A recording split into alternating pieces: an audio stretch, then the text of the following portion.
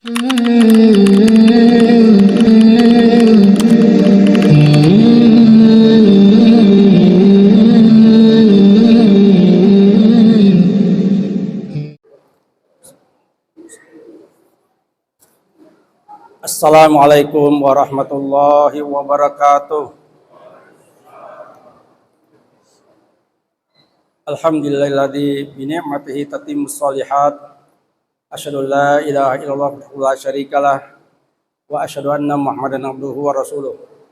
Allahumma shalli wa sallim ala hadan nabiyil karim wa ala alihi wa sahbihi wa man tabi'ahum sanin ila yaumiddin, amma ba'd. Kaum muslimin jamaah salat Isya dan tarawih yang dirahmati Allah Subhanahu wa taala. Rasulullah sallallahu alaihi wasallam telah memberitakan kepada kita semua bahwa sesungguhnya kezaliman itu merupakan kegelapan pada hari kiamat. Oleh karena itu, seorang hamba yang taat kepada Allah Subhanahu wa taala, dia harus meninggalkan kezaliman. Di dalam bahasa Arab, kezaliman itu disebut dengan kata az-zulmu atau al-mazlimah. Ya. Ini mempunyai 3 arti. Pertama, yaitu menyimpang dan melewati batas. Sesuatu yang menyimpang itu atau melewati batas itu di dalam bahasa Arab dikatakan az-zulmu, kezaliman. Yang kedua, yaitu menempatkan sesuatu bukan pada tempatnya, itu juga namanya kezaliman. Umpamanya ada kepala daerah, dia menempatkan seorang pada satu instansi atau dinas yang bukan keahliannya, maka kepala daerah tersebut berbuat zalim.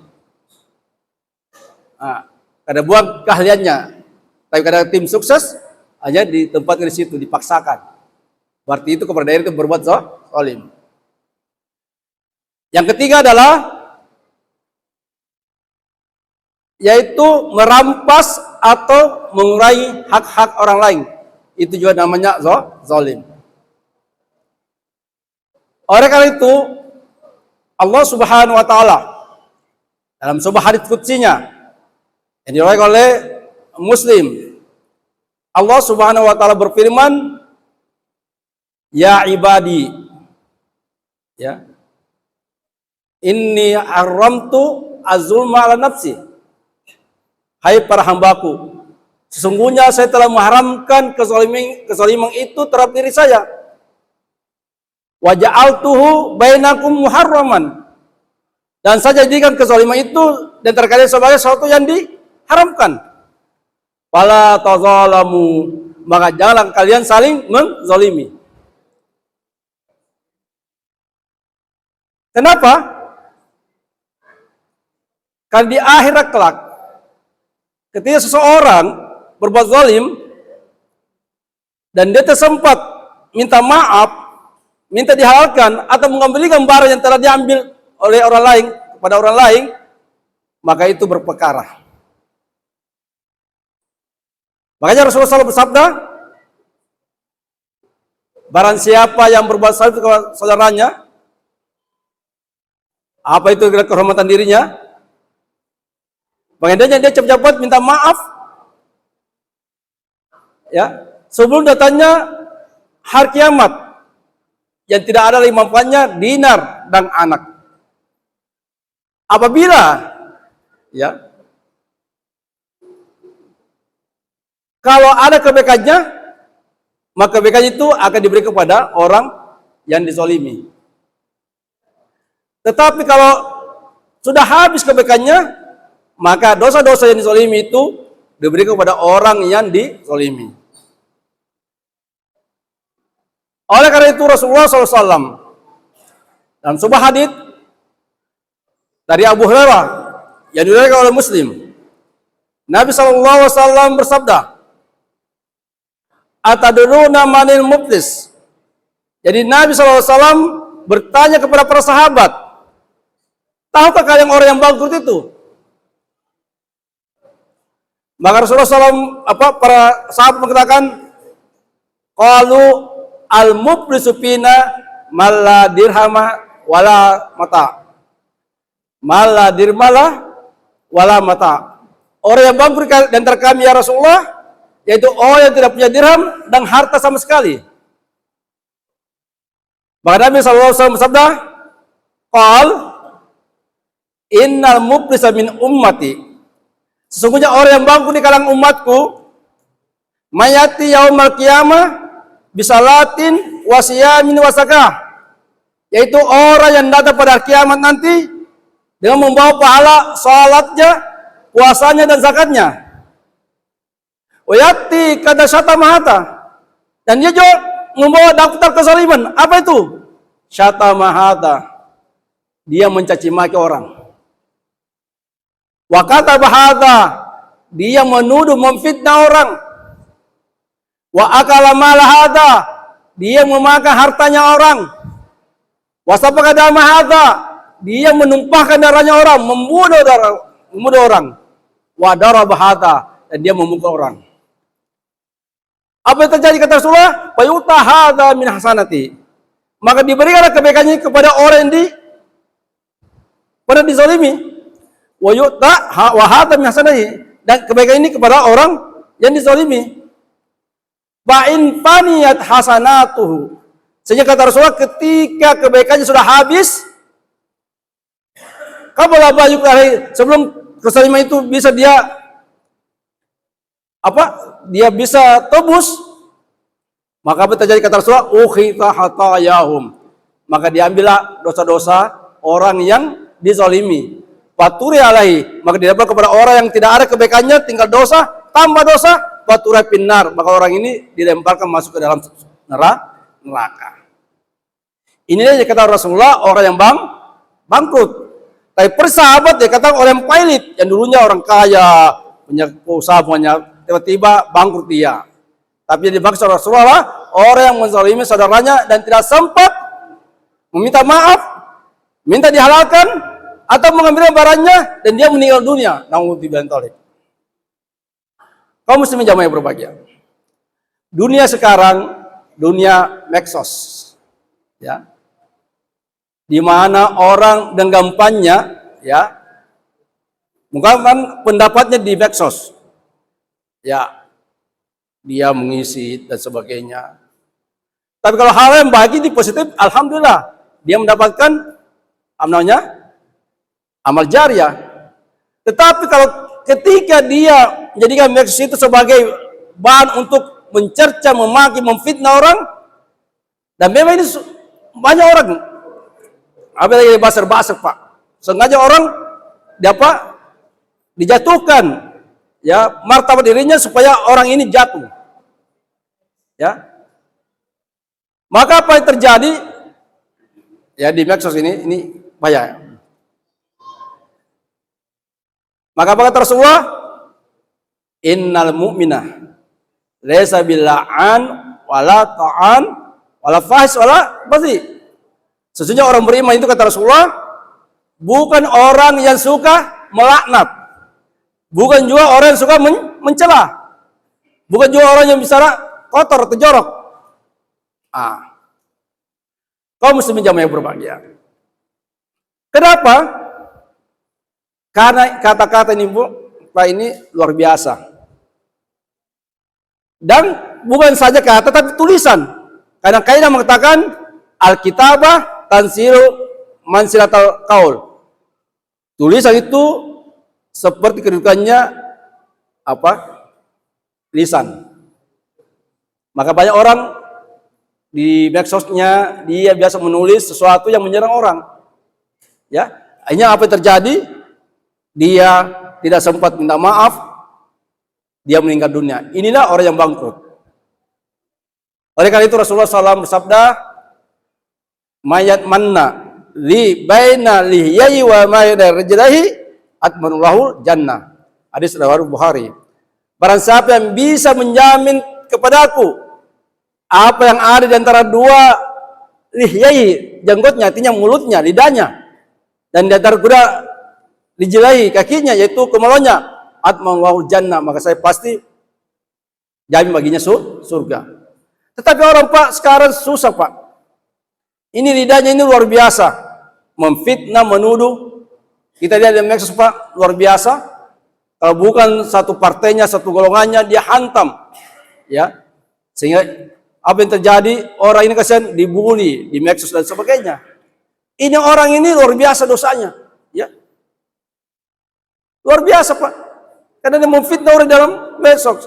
Dulu kalau kita semua ada medsos ya, itu kalau kita saling menyamardapeng antar kita yang menghina dan dihina saja tahu. Tapi ketika sekarang namanya dunia medsos, apalagi kalau banyak followersnya, naudzubillah talik.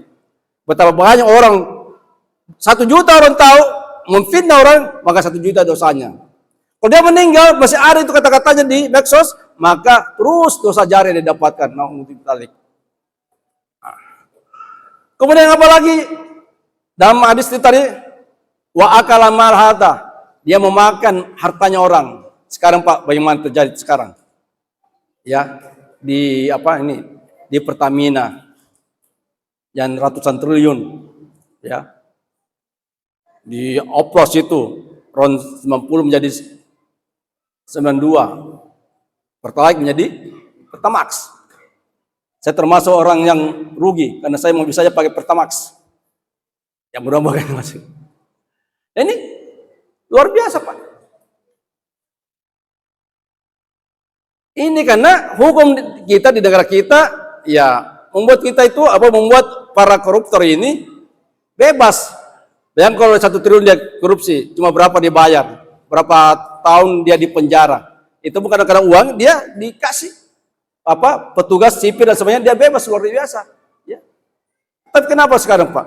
Wakala malhata, yang makan hartanya orang Pak. Kalau Islam Pak, ya jelas, kalau pencuri ya harus dipotong tangannya. Kalau dia potong tangannya ya, dia pikir kalau saya mencuri, bahaya dipotong tangan saya. Kalau mencuri lagi dipotong tangannya, kalau dipotong kakinya lagi dipotong, sampai tidak ada kaki.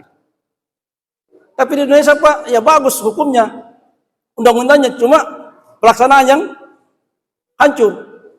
Ya, hanya apa terjadi? Terjadi apa? Dunia kampus namanya efisiensi. Mahasiswa Indonesia gelap. Kenapa? Tidak ada kegiatan, tidak ada, semua dihapuskan kegiatannya. Ya, kami di kampus itu tahu itu. Ya, pantasan mengamuk mahasiswa kan tidak ada kegiatan, Pak. Kami juga dosen, ya pengabdian masyarakat dihapuskan juga. Banyak semua penelitian dihapuskan. Ya, alhamdulillah ada gaji, ada kata ada gaji dihapuskan. Aduh, mau makan apa kita? Inilah pengaruhnya. Ya, karena banyak pencuri di Pertamina, PL lagi pencuri lagi banyak sana. Jadi susah Pak ini Indonesia. Kemudian waspada masa dan dia mudah padarnya orang. Sampai kasus baru-baru ini, yaitu ini di Lampung ini Pak ya, yang itu sabung ayam, luar biasa Pak. Ini sabung ayam ini luar biasa. Masuk Ramadan luar Ramadan sama. Ya, sudah sabung ayam, baking lagi, apart yang baking, ditembak lagi orang. Ya Allah, 3 orang. Ini kata Rasulullah ini, ya, kan Rasul mengatakan, man shoma Ramadan imanan wa ihtisaban, ghufira lahu ma taqaddama min dhanbi. Para sahabat yang berpuasa karena iman di bulan Ramadan karena iman dan berpahala dari Allah Subhanahu wa taala, maka diampuni dosa-dosa yang terlalu. Ini sabung ayam membunuh lagi orang. Ini kata Rasulullah, orang celaka ini. Kata Rasulullah SAW, ragi yang ampun rajulin dakhala alai Ramadan tuman salah kabaju perah. Sungguh celaka seorang, dia memasuki Ramadan tetapi Ramadan berlalu saja tanpa dosa-dosanya diampuni, malah bertambah dosanya, membunuh lagi, sabung ayam lagi, membagi sabung ayam. Luar biasa ini dosanya. Jadi luar biasa kuasa iman. Kemudian dora bahada dan dia memukul orang. Jadi intinya bahwa kita Pak, kalau ada persoalan kita dengan sesama saudara kita cepat-cepat diselesaikan sekarang Pak. Jangan diundur-undur. Jangan sampai kematian yang menyebut ajal kita. Kalau kapan kematian itu menyebut kita belum tidak sempat minta maaf, minta dihalalkan atau mengirim barangnya, maka tunggu di akhirat kelak. Maka layatullah. Makanya kata Rasulullah, az-zulmu talata. Bahwa kezaliman itu ada 3. Fasulmun la yaghfirullah. Kezaliman yang Allah tidak ampuni. Wa zulmun yaghfirullah. Kezaliman yang Allah ampuni. Wa zulmun la yaghfirullah. Dan kezaliman yang Allah tidak biarkan. Fa amma zulmu la yaghfirullah. Adapun kezaliman yang Allah tidak ampuni, fasyirku, yaitu syirik. Jadi kalau ada orang syirik Pak dan meninggal tidak bertobat, maka alamat rugi selama-lamanya. Dosanya tidak ampuni, diharamkan baginya surga, semua amal ibadah terhapus, hajinya, puasanya semua terhapus, dan dia termasuk orang merugi di akhirat kelak. Kemudian wa zulmun yaghfirullah, dan kezaliman yang Allah ampuni kalau Allah hendaki. Contohnya apa itu? Antara hubungan hamba dengan Allah, seperti dia salat puasa tidak cocok, tidak baik. Minyak bolong-bolong salatnya atau apa. Kalau Allah ampuni, tapi kalau Allah tidak ampuni, terus berlanjut di akhirat kelak.